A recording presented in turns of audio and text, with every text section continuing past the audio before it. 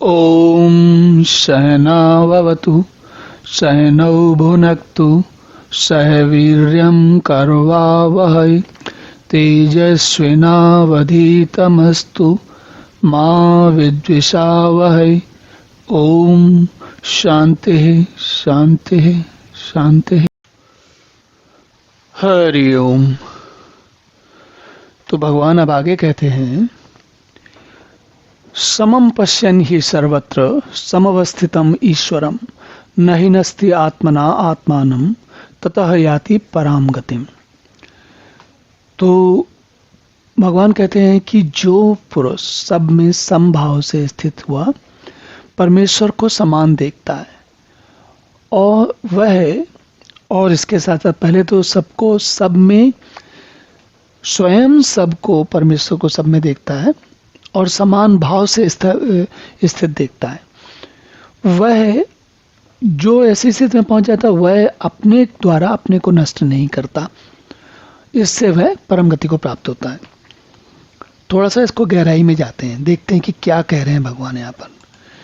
तो भगवान ये कह रहे हैं कि भाई, यदि तुम, जब साधक आगे बढ़ते बढ़ते इस स्थिति में पहुंच जाता है कि एक तो उसके अंदर स्वयं में समभाव आ जाता है। समभाव मतलब वह सबको एक जैसा देखता है, और दूसरा समभाव क्या आता है कि सब में परमेश्वर को एक जैसा देखता है।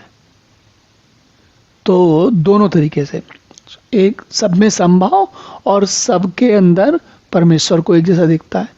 तो दोनों स्थिति में पहुंचे हुए व्यक्ति के साथ क्या होता है, साधक के साथ क्या होता है कि वह, उसे सब जगह परमात्मा दिख रहा है। जब सब जगह परमात्मा दिख रहा है या अनुभव हो रहा है, समझ में आ रहा है या जान जा रहा है, तब क्या कहेगा वो? जब सब जगह परमात्मा दिख रहा है और परमात्मा अजर अविनाशी है, जो कभी न जन्म लेता है न मृत्यु को प्राप्त होता है। तो जब परमात्मा भाव में उस स्थिति में व्यक्ति साधक पहुंच जाता है कि जहां पर वह अपने आप को परमात्मा के साथ उसका तादात्म्य हो जाता है, जुड़ जाता है, उसमें और परमात्मा में कोई अंतर नहीं रह जाता, कोई भेद नहीं रह जाता, तो नष्ट होने के लिए फिर कोई बचता ही नहीं। और वही नहीं आत्मानम नहीं नस्ति आत्माना आत्मना आत्मानम, तब उसको समझ में आता है कि आत्मा के द्वारा आत्मा को नष्ट नहीं किया जाता। यहाँ पर ये बात, आत्मा के द्वारा आत्मा को नष्ट नहीं किया जाता, ये बात का क्या अर्थ है?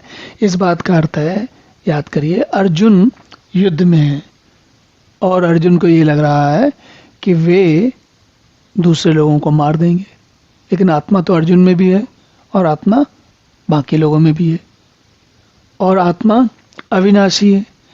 तो जो आत्मा अविनाशी है उसे अभी दूसरा अविनाशी आत्मा, पहला अविनाशी आत्मा, अर्जुन का अविनाशी आत्मा दुर्योधन की अविनाशी आत्मा को कैसे मारेगा? और ये बात जब अर्जुन को समझ में आ जाती है, तब फिर वो, उनकी सारी समस्याएं समाप्त हो जाती हैं। तब वो भी समझ जाते हैं कि जो कुछ वो कर रहे हैं ये सब विधि का विधान है, इसमें मोहग्रस्त होने की कोई आवश्यकता नहीं है। चलिए अब अगला श्लोक देखते हैं। ओम पूर्णमदः पूर्णमिदं पूर्णात् पूर्णमुदच्यते पूर्णस्य पूर्णमादाय पूर्णमेवावशिष्यते। ओम शांति शांति शांति।